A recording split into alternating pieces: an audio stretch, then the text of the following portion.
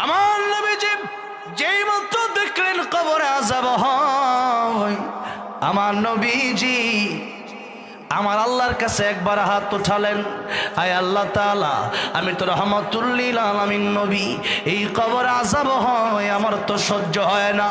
আয় আল্লাহ রাব্বুল আলামিন, কবরে আযাব কি মাফ করে দেওয়া যায় না? আয় আল্লাহ, মেহেরবানি করে কবরে আযাব তুমি মাফ করে দাও।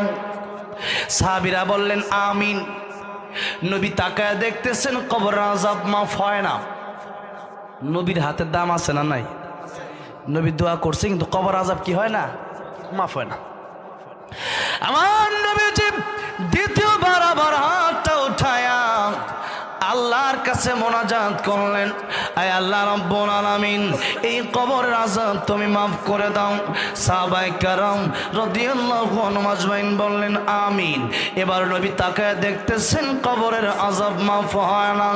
নবী তৃতীয়বার হাত তুললেন, হাতটা তুলে নবী আবার দোয়া করলেন, আয় আল্লাহ রাব্বুল আলামিন, এই কবরের আযাব তুমি মাফ করে দাও।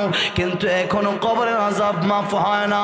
আমার নবী ডাকতে বলেন, আল্লাহ রাব্বুল আলামিন, কবরের আযাব কেন মাফ হয় না?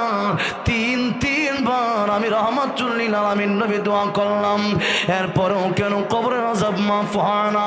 আমার নবী বলেন, বন্ধু আমার, হাবিব আমার, কিয়ামত পর্যন্ত আপনি দোয়া করলেও কবরের আযাব মাফ হবে না। আমার নবী ডেকে বলেন, আয় আল্লাহ রাব্বুল আলামিন, কিয়ামত পর্যন্ত কবরের আযাব আমি দোয়া করলে কেন মাফ হবে না, বিষয়টা আমি কি জানতে পারি? আল্লাহ বললেন, জিবরাইল তুমি বলে দাও।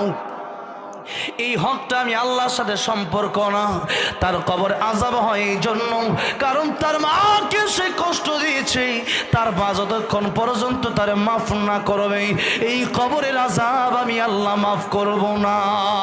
আমার নবী ডেকে বললেন, ও সাহাবীরা, তার মাকে আমার সামনে আসতে বলো, এই কবরের পাশে আসতে বলো। তার মা যেই মুহূর্তে কবরের পাশে আসলেন, আমার নবী ডেকে বললেন, ও মহিলা, এই কবরটা কার, তুমি কি চিনো নাকি? মহিলা ডেকে বলল, ইয়া রাসূলুল্লাহ, ইয়া হাবিবাল্লাহ, এই কবরটা আমার সন্তানের কবর।